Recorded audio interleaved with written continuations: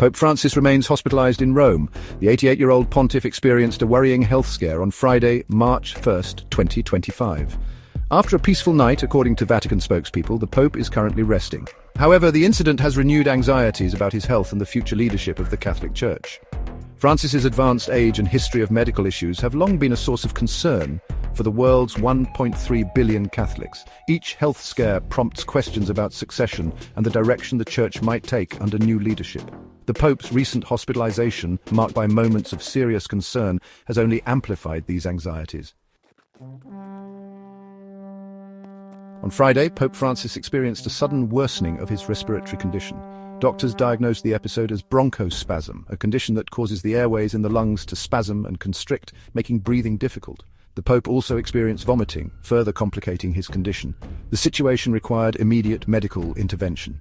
To alleviate the Pope's breathing difficulties, doctors performed aspiration, a procedure to remove substances from his lungs. He was also placed on non-invasive, mechanical ventilation to assist his breathing. The episode served as a stark reminder of the Pope's frailty and the ever-present possibility of a rapid decline in his health.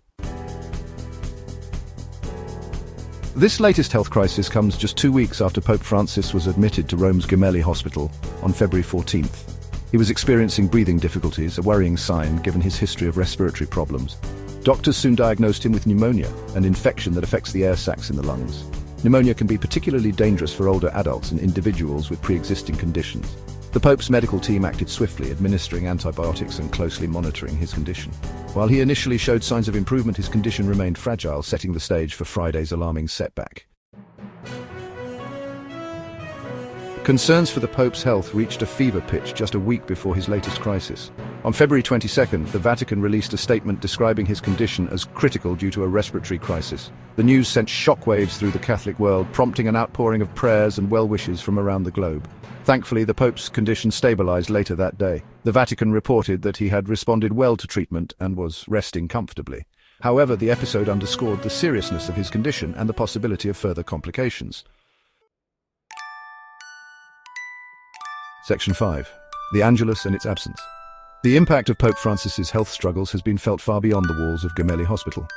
His recent hospitalization has not only raised concerns about his well-being, but has also highlighted the deep connection he shares with millions of Catholics around the world.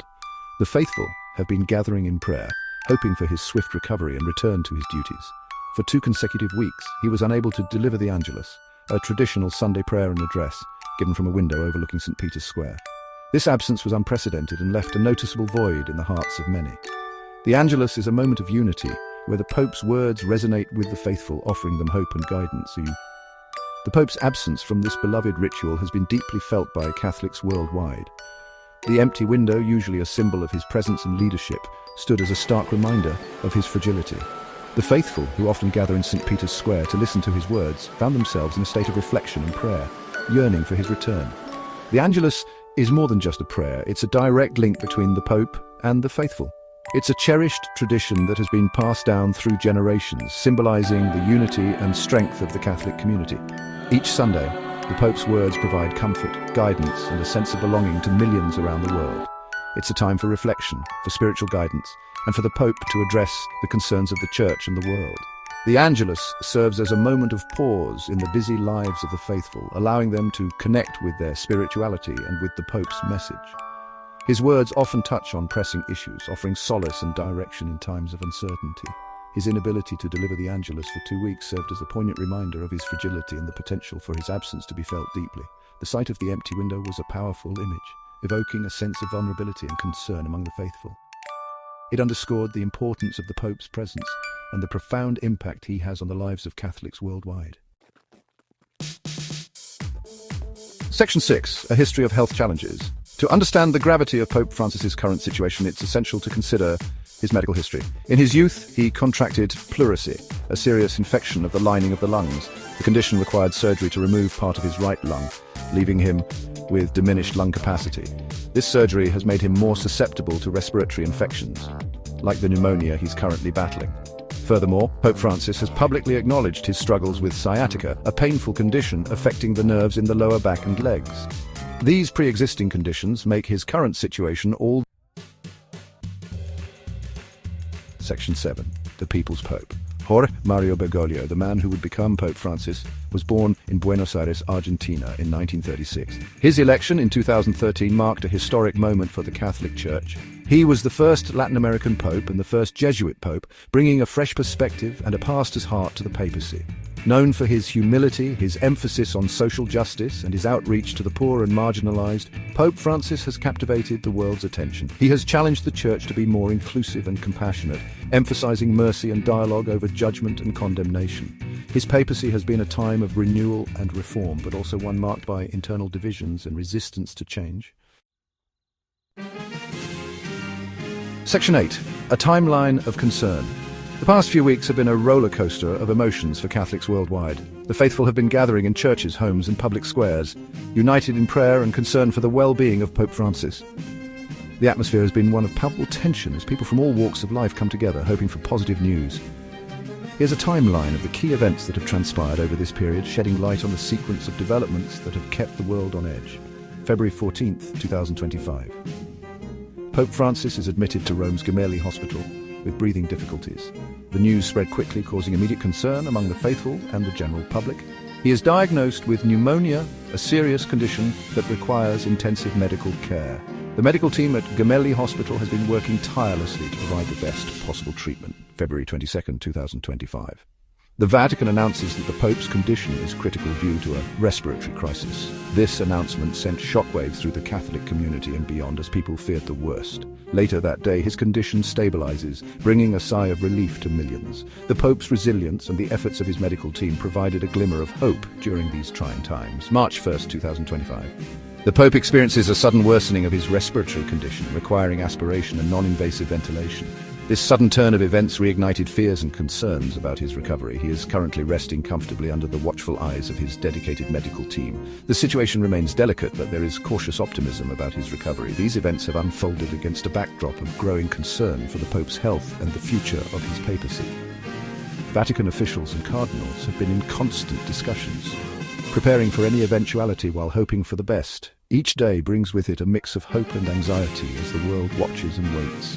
The faithful continue to pray, holding candlelight vigils and staying updated through news reports, united in their support for Pope Francis during this challenging time. Section 9. What happens next? The immediate focus remains on Pope Francis's recovery and his response to treatment. The world watches closely, hoping for positive news. His health is not just a personal matter, but one of global significance, affecting millions of Catholics and non-Catholics alike. However, the recent health scare has inevitably raised questions about the future of the Catholic Church. The Pope's role is not only spiritual but also administrative, guiding the Church through modern challenges. His absence or inability to perform his duties could lead to a period of uncertainty and transition. What happens if the Pope's condition deteriorates? The Vatican has protocols for such situations, but the emotional and spiritual impact on the faithful can be profound. The sight of an empty St. Peter's Square, usually bustling with pilgrims, would be a stark reminder of the gravity of the situation. Who are the potential successors, and what direction might they take the Church? The College of Cardinals, a diverse group with varying theological perspectives, will have the monumental task of electing a new pope. Each candidate brings a different vision for the future of the Church, from progressive reforms to traditional values. These questions are complex and fraught with uncertainty. The election of a new pope is not just a matter of choosing a leader, but also setting a direction for the Church's future. The cardinals must weigh the needs of a global congregation while staying true to the Church's core doctrines.